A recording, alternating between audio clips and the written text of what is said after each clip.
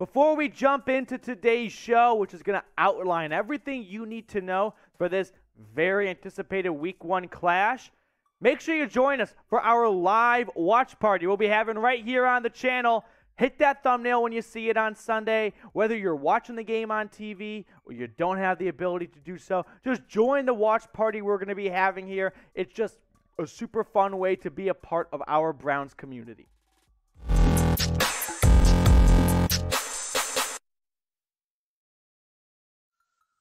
It is almost here. Sunday is almost here. Browns, Panthers. I cannot wait. I was excited for Week 1 last year against the Chiefs.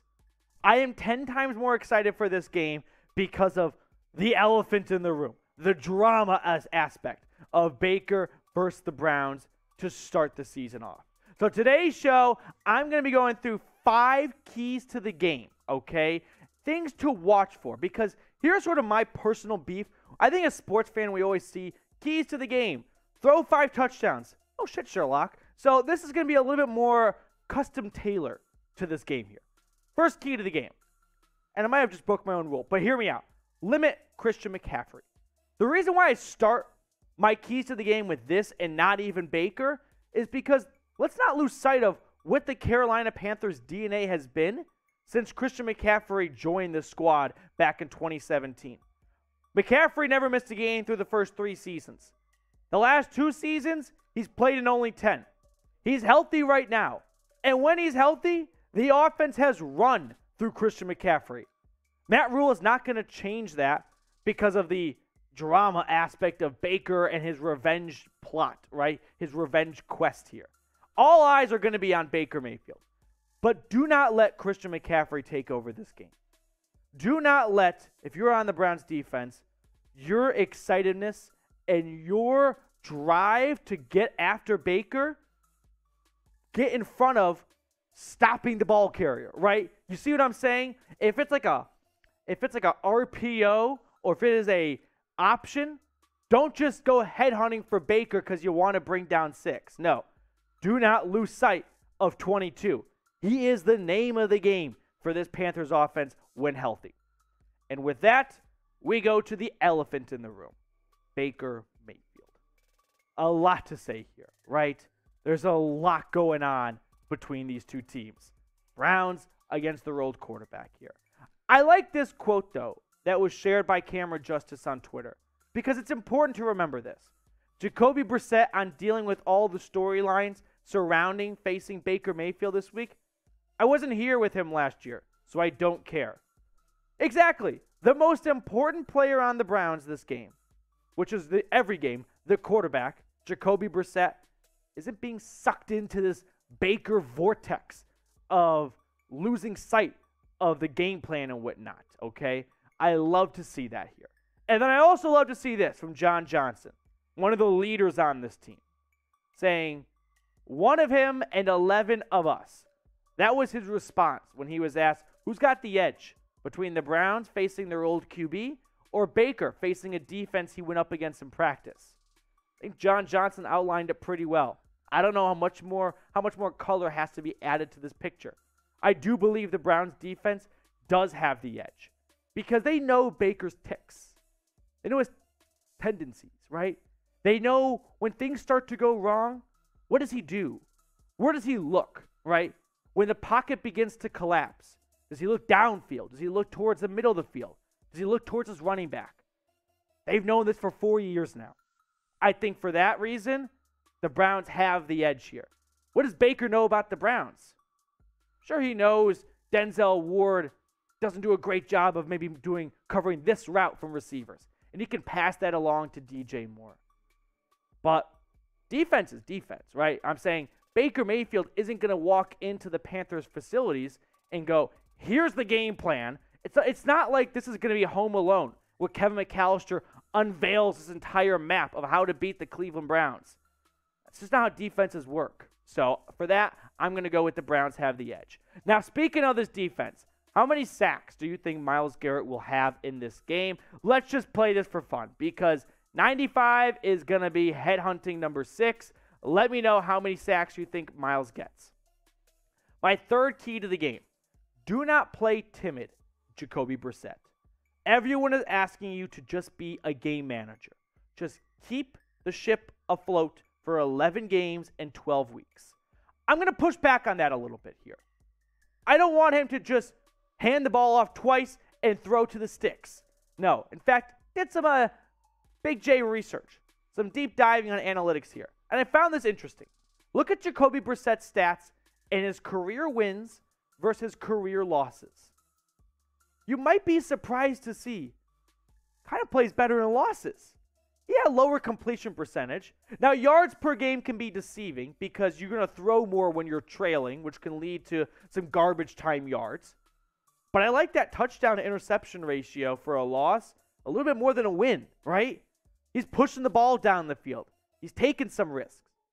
You got to break a couple eggs to make an omelet. I don't want to see Jacoby Brissett, who's going to be the starter for this team for 11 weeks, just pussyfoot around a little bit, right? Just be super cautious and overly protective with the football. No, this is your quarterback for 11 weeks. This isn't, hey, starters hurt for one Sunday. Can you fill in? Just don't turn the ball over. Be cautious, and we'll take care of the rest. No, Jacoby Brissett is your starting quarterback for most of the season. So with that, let him air it out. Let him play the position. Let him be a quarterback here. Now, I will let you guys in on a great deal right now over at BetUS, where they've got a 125% deposit bonus for everyone who signs up right now. By going to chatsports.com/bet, have to use that link right there, along with promo code Browns125. Let's say you put $100 in. They're going to give you an additional $125. I recommend you put all of that on the Browns money line. All right, next key to victory here. Strong play from the defensive backs, okay? Why do I bring this up?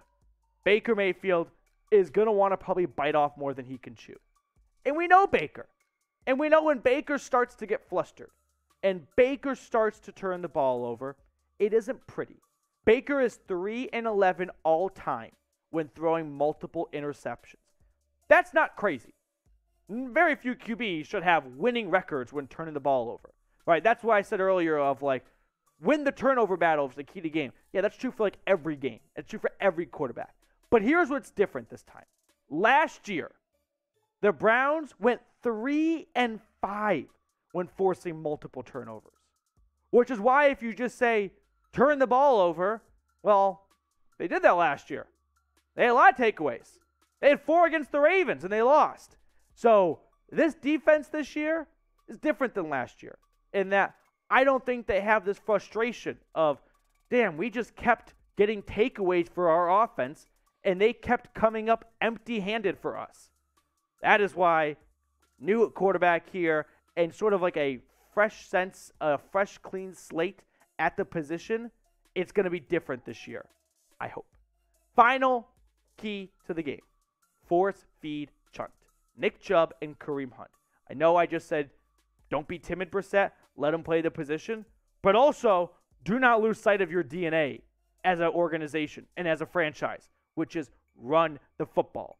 It's likely going to be a rainy game in Charlotte, and Carolina, they struggle against the run. Last season, they lost every single game when their opponent rushed for over 100 yards. Not even like 125. 100 yards, you got the dub. That's how simple and easy it was, okay? And for that, don't overthink this, Stefanski. Run this football, okay? The Panthers do have some playmakers on defense, okay? They do have some strong guys who I think are worth noting here in the secondary, and we can expand this and look at some more guys too, Patrick. But Jeremy Chin, in my opinion, is one of the more underrated players. He had 2 back-to-back pick sixes against the Minnesota Vikings last year. Scoop and score and a pick six in back-to-back plays last year. C.J. Henderson, he was traded from Jacksonville. He was nicked up last year. He's expected to look like the first-round pick he was. J.C. Horn, another first-round pick that got injured last season. He's healthy. This Panthers defense is not just good in the secondary.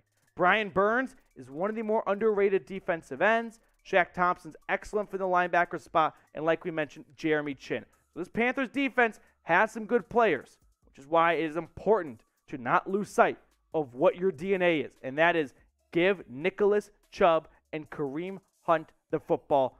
Please, baby Jesus. But who do you think will have a better week 1 stat line? Meaning, who's going to be the Browns' top running back in this game? Nick Chubb or Kareem Hunt? If you can go with Kareem Hunt, I somewhat applaud you because the easy pick is Nick Chubb. But every now and then you see Kareem Hunt thrive a little bit under certain circumstances. I don't know if that's going to be the case for Jacoby Brissett because you're not going to see a ton of shotgun spread West Coast offense with him there. But I do think it is a good question to ask. Now, before we send you guys on your way, if you haven't already, follow me on Twitter at Matthew Petey. I'll be tweeting about the game, tweeting about the Browns all season long. Always appreciate some support from the Dog Pound over on Twitter.